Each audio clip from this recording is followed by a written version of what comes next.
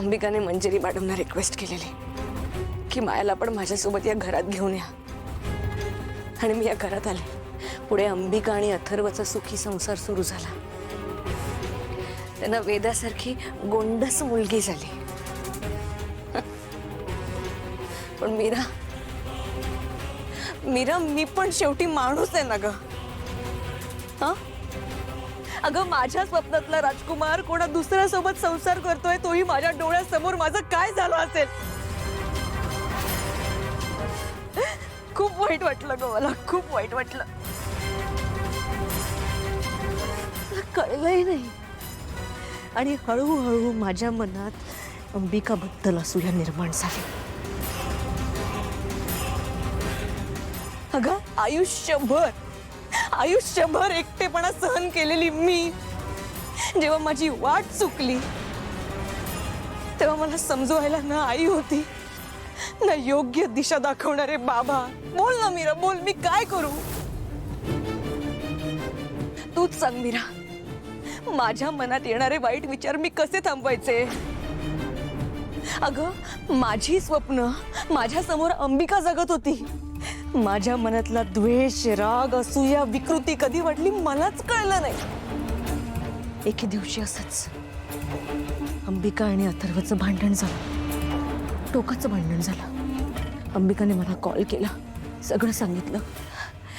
अथर्वसाठी छान surprise plan केला।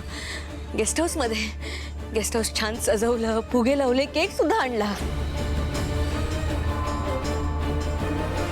माया,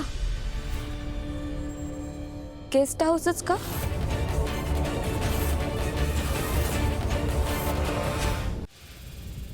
अगं, भांडणच टोकाचं झालेलं ना, म्हणून ते सरप्राईज देणं गरजेचं होतं। म्हणून मी गेस्ट हाऊस निवडलं। म्हणजे हे सगळं मी माझ्या मैत्रिणीसाठी चांगल्या मनानेच केलेलं, पण ना माझ्यामध्ये खूप निगेटिव्हिटी भरलेली, आणि शेवटी माझ्यातली निगेटिव्हिटी जिंकली। अंबिका तिकडे आली, तिने ती सगळी सजावट बघितली, ती खूप खुश झाली। इतकी खुश झाली ती की तिला इतकं खुश बघताना माझ्या डोक्यात तिडीक गेली। मला माहित नाही मला काय झालं, जे काही हातात येईल ते घेतलं आणि मी तिच्या डोक्यात मारलं। अंबिका जमिनीवर पडली, तिच्या डोक्यातून रक्त येत होतं, आणि मग मी पाहिलं की ती जिवंत होती। मी घाबरले की आता अंबिकाला अथर्व येऊन बघणार, आणि मग त्यानंतर अंबिका अथर्वला माझं नाव सांगणार, आणि मला कळलं नाही मी काय करू, आणि मी तिकडून पळून गेले।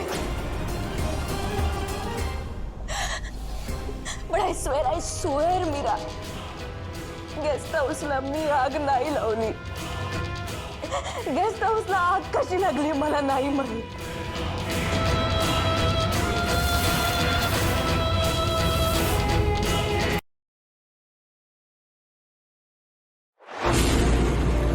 तुला जपणार आहे